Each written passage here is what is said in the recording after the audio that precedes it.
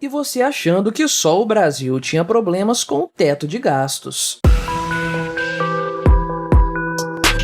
Este é o Visão Libertária, sua fonte de informações descentralizadas e distribuídas. Este artigo foi revisado por Donda, escrito, narrado e produzido por mim, Quintessência. O governo norte-americano está à beira de uma crise relacionada à crescente dívida pública do país. Em janeiro deste ano, o governo de Joe Biden atingiu o teto da dívida legalmente estabelecido, cerca de 31 trilhões de dólares, ou mais de 150 trilhões de reais. Apenas para ter uma noção do tamanho dessa dívida, esse valor é equivalente a 1/3 do PIB mundial. O governo americano tem feito manobras contábeis desde o início do ano para evitar furar o teto de gastos, algo que poderia ser considerado, vamos lá, como pedaladas fiscais do tio Joe Biden. A causa da dívida crescente dos Estados Unidos é muito simples, e é igual à causa desse problema em outros países. O governo gasta mais do que, entre aspas, arrecada, ou seja, rouba da população. Por isso, ele precisa tomar dívida para custear seus próprios gastos. Contudo, agora a coisa ficou realmente séria, e a margem para manobras contábeis nas terras do tio Sam parece ter chegado ao fim. De acordo com Janet Yellen, a bruxa secretária do Tesouro norte-americano, os Estados Unidos podem perder sua capacidade de pagar suas contas no próximo dia 1º de junho. Esse seria o famoso shutdown na máquina pública americana, um grande terror para a economia mundial. Agora, o governo Joe Biden está em um impasse. Afinal de contas, a tão necessária autorização para torrar ainda mais dinheiro, elevando o limite da dívida pública norte-americana, é feita pelo Congresso do país. E os congressistas não parecem muito interessados em dar dinheiro para o Biden, especialmente os republicanos. A oposição afirma que o governo democrata tem gastado muito, exigindo cortes orçamentários. Se Joe Biden se recusar a cortar na própria carne, não vai rolar um aumento no teto de gastos. O velho Gagá, por sua vez, sugeriu um corte nos elevados gastos militares norte-americanos. Os republicanos, porém, afirmaram que a segurança do povo norte-americano é a prioridade do governo. A oposição exige cortes em outras áreas, como educação, meio ambiente e programas sociais. O fato, contudo, é que Joe Biden não quer dar um calote na dívida pública ou nas contas do governo às vésperas de um ano eleitoral. Inclusive, na recente cúpula do G7, Biden afirmou que há alguns republicanos extremistas na casa que sabem o dano que isso faria à economia, e esse é um caminho para garantir que Biden não será reeleito. A possibilidade do calote da dívida norte-americana já está abalando os mercados internacionais. O valor do seguro dos títulos americanos tem subido nos últimos dias, mais ou menos na linha do que aconteceu com o seguro dos títulos do Deutsche Bank recentemente. Seria esse um mau sinal? A verdade é que o mercado do tesouro norte-americano movimenta 24 trilhões de dólares, um valor mais do que expressivo. É difícil, portanto, mensurar o impacto que um calote da dívida americana poderia causar. Além disso, de acordo com a imprensa do país, um calote da dívida poderia causar desemprego e encarecer futuros empréstimos para o governo e também para a iniciativa privada. Porém, essa não é a primeira vez que os Estados Unidos enfrentam esse tipo de problema. Em 2011, durante o governo de Barack Obama, a dívida pública norte-americana também atingiu seu limite. Depois de muita discussão, foi costurado um acordo aos 45 do segundo tempo, que deu permissão ao governo para gastar mais dinheiro. Naquela época, a tensão foi tão grande que houve risco real de que a dívida pública norte-americana tivesse sua nota rebaixada pelas agências de certificação de crédito. O fato, porém, é que o governo americano trata sua dívida como qualquer outro país, e é por isso que, volta e meia, os Estados Unidos se encontram numa situação do tipo. Atribui-se ao onipresente economista brasileiro Delfim Neto a seguinte frase: dívida não se paga, se rola. É bem provável que os burocratas norte-americanos sequer conheçam o Dolphin Grandson, mas o espírito de sua clássica afirmação permeia as altas esferas do governo do tio Sam. Não só não existe um compromisso real com o pagamento da dívida, como ela só faz crescer ano após ano. Foi justamente esse ímpeto expansionista por parte do governo americano que levou o Congresso do país a estabelecer, lá em 1917, o limite da dívida pública federal. O mundo vivia a Primeira Guerra Mundial e os Estados Unidos torravam muito dinheiro com a questão militar. O teto, portanto, foi um meio encontrado pelos congressistas para frear a gastança do governo federal. Acredite ou não, mas naquela época, o limite da dívida do governo era de 11 bilhões de dólares. Sim, bilhões e não trilhões como é hoje. De lá para cá, esse teto já foi revisado nada menos que 78 vezes. Pois é, não é só aqui no Brasil que os limites de gastos foram criados para serem violados com consistência. E também seguindo o exemplo brasileiro,